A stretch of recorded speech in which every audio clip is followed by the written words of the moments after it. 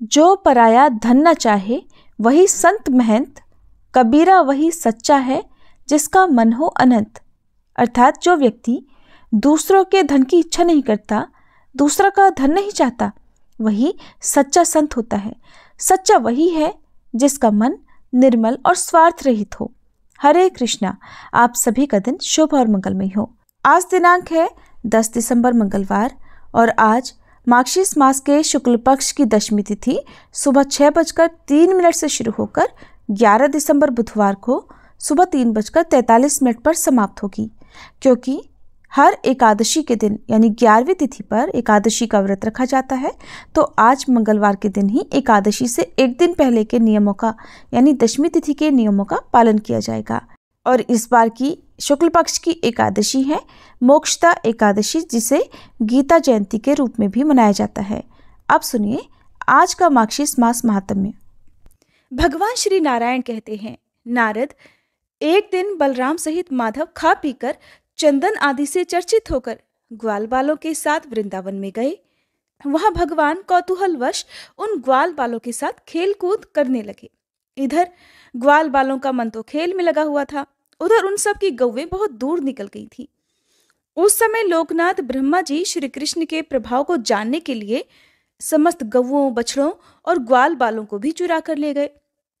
उनका अभिप्राय जानकर सर्वज्ञ और सर्वश्रेष्ठा योगेंद्र श्री हरि ने योगमाया से पुनः उन सब की सृष्टि कर ली, अर्थात उन सभी के नए रूप को वहां पर सृजन कर लिया। उन्होंने बहुत सारी गौवें, बछड़े और ग्वाल बालों की नई सृष्टि कर ली। अब दिन भर गौवें चराकर खेल कूद में मन लगाने वाले श्री कृष्ण शाम को बलराम और ग्वाल बालों के साथ घर चले गए। इस प्रकार 1 वर्ष तक भगवान ने ऐसा ही किया। उधर जो असली गौवें, बछड़े और ग्वाल बाल थे वो तो ब्रह्मा जी ने अपहरण करके अपने पास रखे हुए थे। भगवान कृष्ण ने सोचा कि रखो ब्रह्मा जी, कब तक आप इन सबको रखोगे। तो अब वे प्रतिदिन 1 वर्ष तक गौओं, ग्वाल बालों और बलराम जी के साथ यमुना तट पर आते, शाम के समय सभी के साथ अपने घर को लौट जाया करते। भगवान के इस प्रभाव को जानकर अब ब्रह्मा जी का जो मस्तक था वो भी लज्जा से झुक गया। उन्होंने सोचा कि ये मैंने क्या कर डाला। वे भांडीर वट के नीचे जहां पर श्री कृष्ण बैठे हुए थे वहां पर आए। उन्होंने ग्वाल बालों से घिरे हुए श्री कृष्ण को वहां देखा तो उनकी जो छटा हो रही थी, अब उसका भी ध्यान पूर्वक आप चिंतन कीजिए, मनन कीजिए। ग्वाल बालों के साथ घिरे हुए श्री कृष्ण को जब ब्रह्मा जी ने वहां देखा तो मानो नक्षत्रों के साथ पूर्णिमा के चंद्रदेव प्रकाशित हो रहे हों। गोविंद रत्नमय सिंहासन पर बैठे हुए थे और बड़े मंद मंद मुस्कुराहट से उनका मुख सुशोभित हो रहा था। उनके श्री अंगों में पीतांबर शोभित हो रहा था। ब्रह्म तेज से वे प्रकाशमान थे। उनकी बाहों में रत्नों के बने हुए बाजूबंद, कलाई में रत्नों के कंगन और पैरों में रत्नमय मंजीर शोभा दे रहे थे। 2 रत्न निर्मित कुंडलों की प्रभा से उनके गंड स्थल अत्यंत उद्दीप्त हो रहे थे। श्याम सुंदर का श्री विग्रह करोड़ों कंदर्पों की लावण्य लीला का धाम था। वे मन को मोह लेते थे। उनके श्री अंग चंदन, अगरू, कस्तूरी और कुमकुम से चर्चित थे और पारिजात पुष्पों की माला उन्होंने धारण कर रखी थी। उनकी अंग कांति नूतन जलधर की श्याम शोभा को भी लज्जित कर रही थी। मस्तक पर सदा की तरह मोरपंख का मुकुट विराजमान था और उसमें मालती की मालाओं का संयोग बड़ा मनोहर, बड़ा सुंदर जान पड़ता था। उन परिपूर्णतम शांत स्वरूप परमेश्वर राधा कांत को देखकर श्री ब्रह्मा जी ने अत्यंत विस्मित होकर उन्हें प्रणाम किया। अब वे बार बार उन्हें देखने लगे और उन्हें बार बार ही प्रणाम करने लगे। उन्होंने अपने हृदय कमल में जिस रूप को देखा था वही उन्हें बाहर भी, ठीक उनके सामने भी दिखाई दिया। जो मूर्ति सामने थी वही पीछे और अगल बगल में भी दिखाई देने लगी। मुने वो जहां जहां देखते वहीं वहीं पर भगवान श्री कृष्ण उन्हें नजर आने लगे। मुने वहां वृंदावन में सब कुछ श्री कृष्ण के तुल्य देखकर जगत गुरु ब्रह्मा जी उसी रूप का ध्यान करते वहीं बैठ गए। गौवें, बछड़े, बालक, लता, गुल्म और विरुद्ध आदि सारा वृंदावन ब्रह्मा जी को श्याम सुंदर के ही रूप में दिखाई देने लगा। ये परम आश्चर्य देखकर ब्रह्मा जी ने फिर ध्यान लगाया। अब उन्हें सारी त्रिलोकी श्री कृष्ण के सिवा और कुछ भी नहीं दिखाई दी। कहाँ गए वृक्ष, कहाँ है पर्वत, कहाँ गई पृथ्वी, कहाँ है समुद्र, अरे कहाँ देवता, कहाँ गंधर्व, कहाँ मुनीन्द्र और कहाँ मानव, कहाँ आत्मा, कहाँ जगत का बीज और कहाँ स्वर्ग और कहाँ कौवे हैं।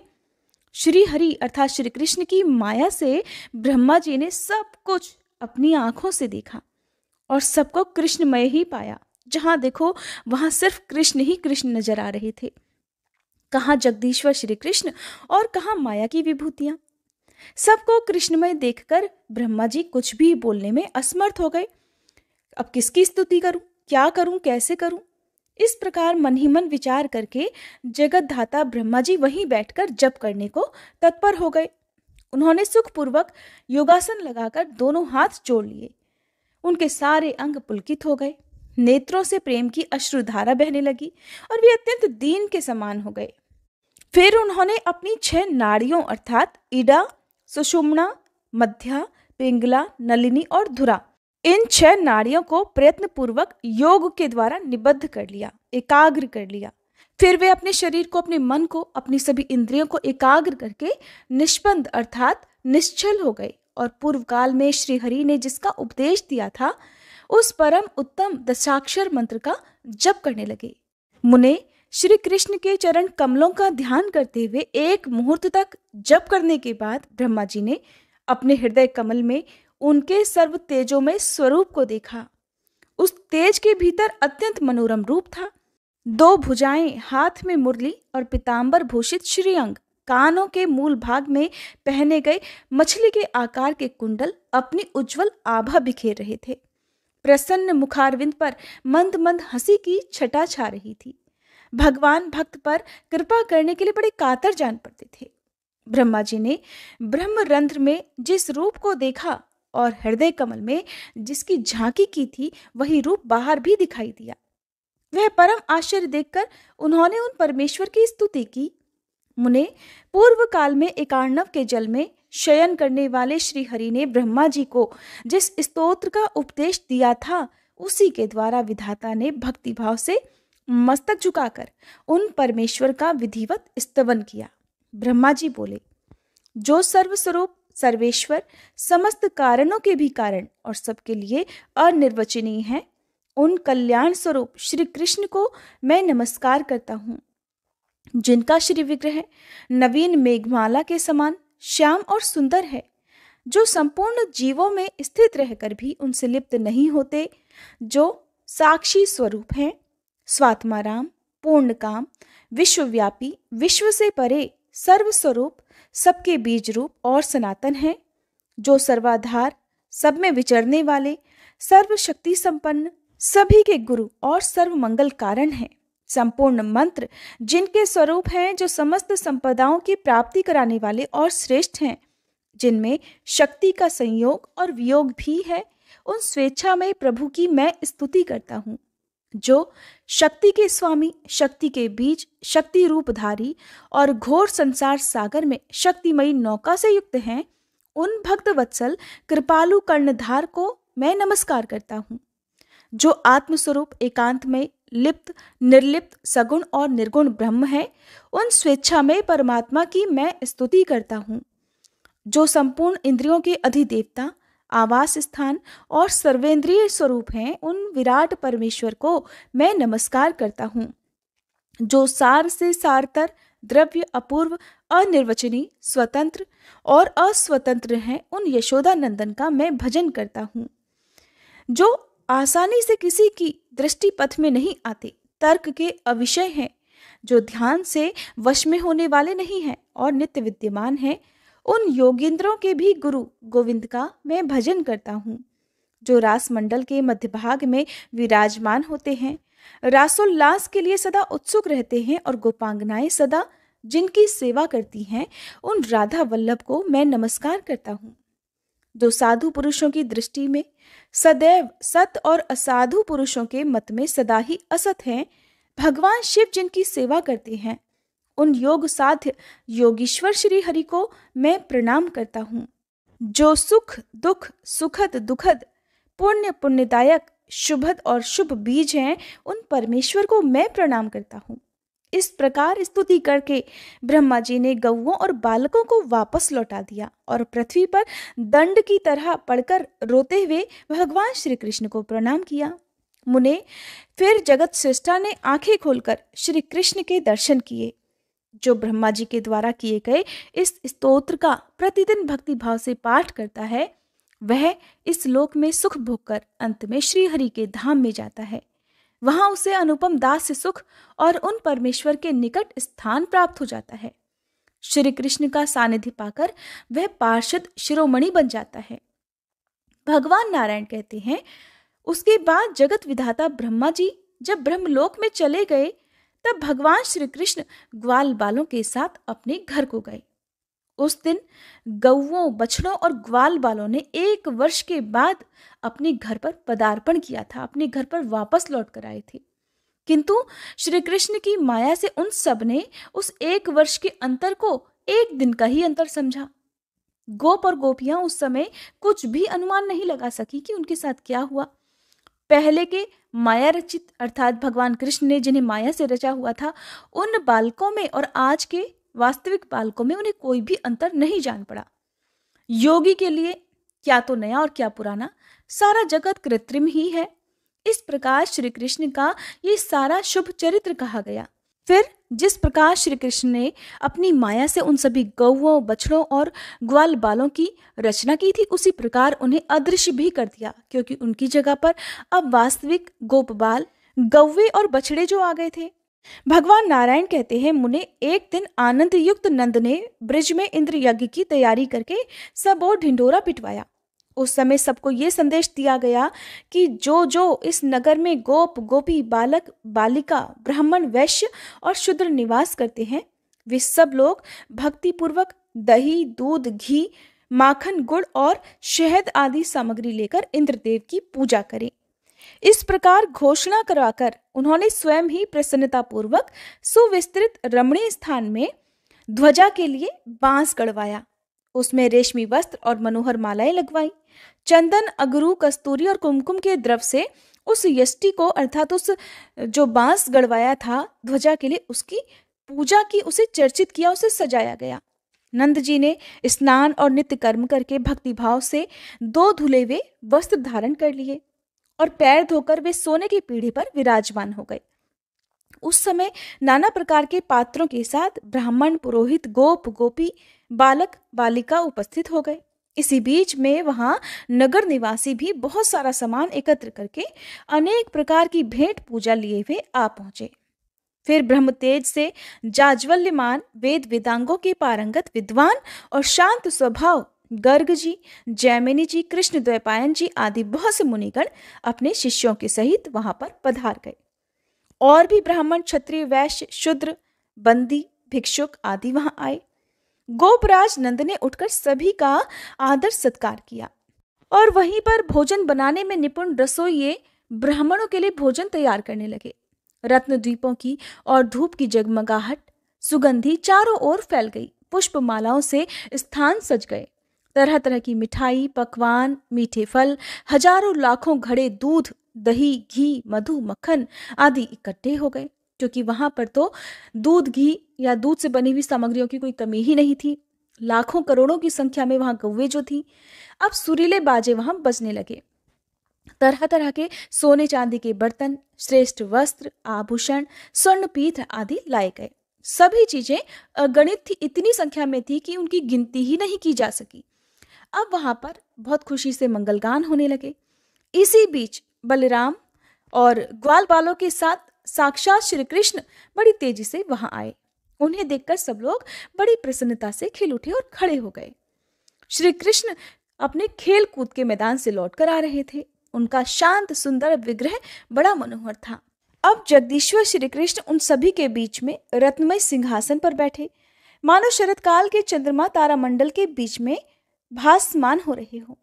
वह महोत्सव देखकर नीति शास्त्र विशारद श्री हरि ने अर्थात श्री कृष्ण ने अपने पिता से तत्काल ऐसी नीतिपूर्ण बात कही जो अन्य सभी लोगों के लिए बड़ी दुर्लभ थी। श्री कृष्ण बोले कि उत्तम व्रत का पालन करने वाले गोप सम्राट, आप यहाँ क्या कर रहे हैं? आपके आराध्य देवता कौन है? इस पूजा का क्या स्वरूप है और इस प्रकार पूजन करने पर कौन सा फल प्राप्त होता है? इस फल से कौन सा साधन सुलभ होता है और उस साधन से भी कौन सा मनोरथ सिद्ध हो जाएगा? अगर पूजा में भी विघ्न पड़ जाए और देवता रुष्ट हो जाएं तो क्या हो सकता है? या अगर देवता संतुष्ट हो तो वे इस लोक और परलोक में कौन सा फल देते हैं? विप्र रूपधारी श्रीहरि नैवेद्य को साक्षात ग्रहण करते हैं, इसलिए ब्राह्मण के संतुष्ट होने पर सभी देवता भी संतुष्ट हो जाते हैं। इसीलिए कहते हैं किसी भी व्रत में, पूजा पाठ, यज्ञ आदि, हवन आदि में किसी भी ब्राह्मण को घर पर बुलाकर भोजन करवाना, अपनी सामर्थ्य के अनुसार उन्हें दान दक्षिणा देकर संतुष्ट करने से ही किसी भी व्रत, हवन, पूजा पाठ की सफलता प्राप्त होती है। वो बिना किसी विघ्न के सफल हो जाता है और जिस मनोरथ के लिए यज्ञ हवन आदि कराया जाता है वो भी सफल हो जाता है। जो ब्राह्मण के पूजन में लगा हुआ है उसके लिए देव पूजा की क्या आवश्यकता है?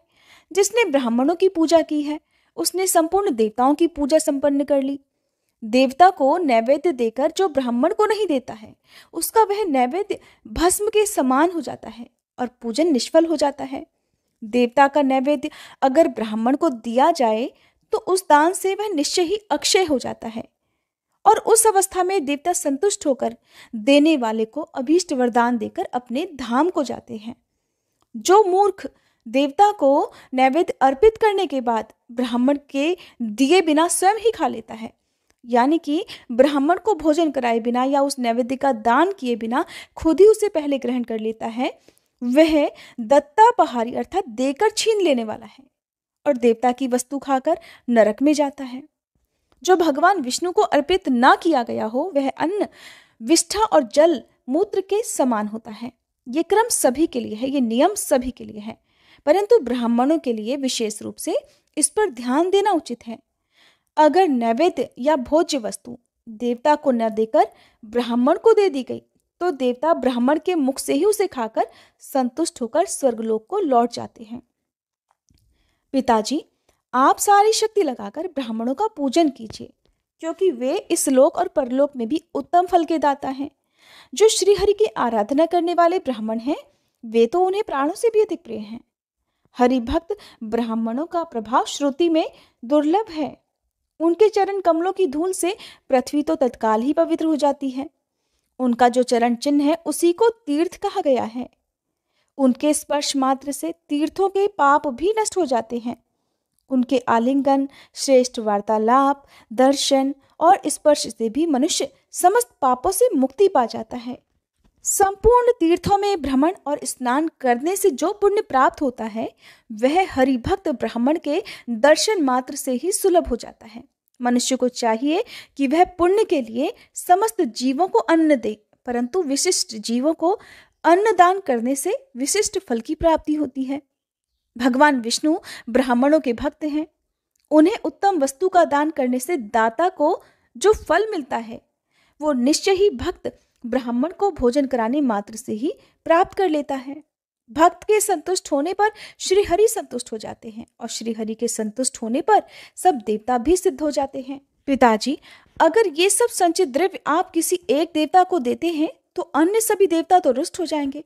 उस दशा में एक देवता क्या कर सकते हैं? मेरा तो ये मानना है कि ये जितनी वस्तुएं यहाँ पर प्रस्तुत हैं उनका आधा भाग आप श्री गोवर्धन देव को दे दीजिए। वे तो गौओं की सदा वृद्धि करते हैं, इसीलिए तो उनका नाम गोवर्धन हुआ है। पिताजी, इस भूतल पर गोवर्धन के समान पुण्यवान दूसरा कोई नहीं है, क्योंकि वे तो हर दिन हमारी गौओं को नई नई घास देते हैं। तीर्थ स्थानों में जाकर स्नान दान से जो पुण्य प्राप्त होता है, ब्राह्मणों को भोजन कराने से जिस पुण्य की प्राप्ति होती है, संपूर्ण व्रत, उपवास, सब तपस्या, महादान और श्री हरि की आराधना करने पर जो पुण्य सुलभ होता है, संपूर्ण पृथ्वी की परिक्रमा, संपूर्ण वेद वाक्यों के स्वाध्याय और समस्त यज्ञों की दीक्षा ग्रहण करने पर मनुष्य जिस पुण्य को प्राप्त करता है वही पुण्य बुद्धिमान मनुष्य गौओं को घास देकर ही पा लेता है। जो घास चरती हुई गाय को स्वेच्छापूर्वक चरने से रोकता है उसे ब्रह्म हत्या का पाप लगता है और वह प्रायश्चित करने पर ही शुद्ध हो पाता है। पिताजी, सब देवता गौओं के अंगों में, संपूर्ण तीर्थ गौओं के पैरों में और स्वयं लक्ष्मी जी उनके गुह्य स्थानों में सदा वास करती हैं। जो मनुष्य गाय के पद चिन्ह से युक्त मिट्टी द्वारा तिलक करता है उसे तत्काल तीर्थ स्थान का फल मिल जाता है और पग पग पर उसकी विजय होती है। गौएं जहां भी रहती हैं उस स्थान को तीर्थ कहा गया है। वहां प्राणों का त्याग करके मनुष्य तत्काल मुक्त हो जाता है, इसमें कोई संदेह नहीं है। जो नराधम ब्राह्मणों और गौओं के शरीर पर प्रहार करता है, निस्संदेह उसे ब्रह्म हत्या के समान पाप लगता है। जो नारायण के अंशभूत ब्राह्मणों और गौओं का वध करते हैं, वे मनुष्य जब तक चंद्रमा और सूर्य की सत्ता है, अर्थात जब तक सूर्य और चंद्रमा विराजमान है, तब तक के लिए कालसूत्र नामक नरक में जाते हैं। हे नारद, ऐसा कहकर श्री कृष्ण मौन हो गए। तब आनंद युक्त नंद ने मुस्कुराते हुए उनसे कहा कि बेटा, ये तो महात्मा महेंद्र की पूजा है जो पूर्व परंपरा से चली आ रही है, और ये सुवृष्टि का साधन है, और इससे सभी प्रकार के मनोहर शस्यों की उत्पत्ति ही साध्य है। इसीलिए ब्रजवासी लोग बहुत पहले से, कई पीढ़ियों से लगातार महेंद्र की पूजा करते चले आ रहे हैं, और ये महान उत्सव वर्ष के अंत में होता है। विघ्न बाधाओं की निवृत्ति और कल्याण की प्राप्ति ही इसका उद्देश्य है। नंद जी की ये बात सुनकर बलराम सहित श्री कृष्ण जोर जोर से हंसने लगे और बड़ी प्रसन्नता से अपने पिता से इस प्रकार बोले। भगवान श्री कृष्ण ने अपने पिता से जो कुछ भी कहा और उसके बाद जो हुआ, उसका वर्णन आप अगले अध्याय में सुनेंगे। अब सुनिए श्री कृष्ण चालीसा पाठ। बंशी शोभित कर मधुर, नील जलद तन श्याम, अरुण अधर जनु बिंबा फल, नयन कमल अभिराम, पूर्ण इंद्र अरविंद मुख, पीतांबर शुभ साज, जय मन मोहन मदन छवि, कृष्ण चंद्र महाराज। जय यदुनंदन जय जगवंदन, जय वसुदेव देवकी नंदन, जय यशोदासुत नंद दुलारे, जय प्रभु भक्तन के धृगतारे, जय नट नागर नाग नथैया, कृष्ण कन्हैया धेनु चरैया, पुनि नख पर प्रभु गिरिवर धारो, आओ दीनन कष्ट निवारो, वंशी मधुर अधर धरि तेरी, होवे पूर्ण मनोरथ मेरो,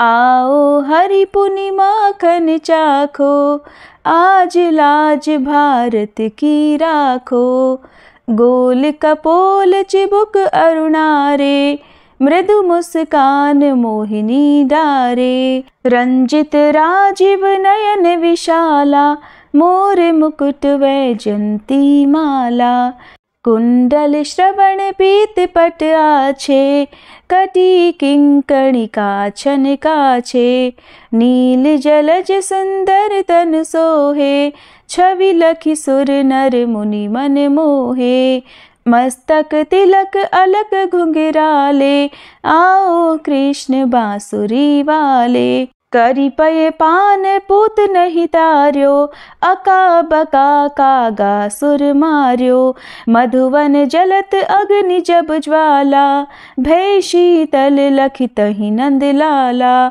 सुरपति जब ब्रज चढ़ियो रिसाई, मसूर धार वारी वर्षाई, लगत लगत ब्रज चहन बहायो, गोवर्धन नख धारी बचायो, लखिय सुदा मन भ्रम अधिकाई, मुख मह 14 भुवन दिखाई, दुष्ट कंस अति उधम मचायो, कोटि कमल जब फूल मंगायो, नाथी काली यही तब तुम लीन्हे, चरण चिन्ह दे निर्भय कीन्हे, करी गोपिन संग रास विलासा, सबकी पूरण करी अभिलाषा, केतिक महा असुर संग हार्यो, कंस ही केस पकड़ दे मार्यो, मात पिता की बंदी छुड़ाई, उगर सेन कह राज दिलाई, मही से मृतक छह सुत लायो, मातु देव की शोक मिटायो, भौमासुर मुर दैत्य संहारो, लाए 18 सहस कुमारो, दे भी नहीं तृण चीर संहारा, जरा सिंधु राक्षस कह मारा, असुर बकासुर आदिक मार्यो, भक्तन के तब कष्ट निवार्यो। दीन सुदामा के दुख टार्यो, तंदुल 3 मूठ मुख डार्यो। प्रेम के साग विदुर घर मांगे, दुर्योधन के मेवा त्यागे। लखी प्रेम की महिमा भारी, ऐसे श्याम दीन हितकारी। भारत के पारथ रथ हाके, लिए चक्र कर नहीं बल ताके। निज गीता के ज्ञान सुनाए, भक्तन हृदय सुधा वर्षाए। मीरा थी ऐसी मत वाली, विष पी गई बजा कर ताली। राणा भेजा सांप पिटारी, शालिग्राम बने बनवारी। निज माया तुम विधि दिखायो, उरते संशय सकल मिटायो। तब शत निंदा करि तत्काला, जीवन मुक्त भयो शिशुपाला। जब ही द्रौपदी टेर लगाई, दीनानाथ लाज अब जाई। तुरत ही वसन बने नंदलाला, बढ़े चीर भय अरि मुँह काला। असनाथ के नाथ कन्हैया, डूबत भंवर बचावत नैया। सुंदर दास आस उरधारी, दया दृष्टि की जय बनवारी। नाथ सकल मम कुमति निवारो, क्षमहु बेगी अपराध हमारो। खोलो पट अब दर्शन दीजे, बोलो कृष्ण कन्हैया की जय। बोलो कृष्ण कन्हैया की जय, बोलो कृष्ण कन्हैया की जय। ये चालीसा कृष्ण का पाठ करे उरधारी, अष्ट सिद्धि नवनिधि फल लहे पदार्थ चारी। बोलो श्री कृष्ण भगवान की जय।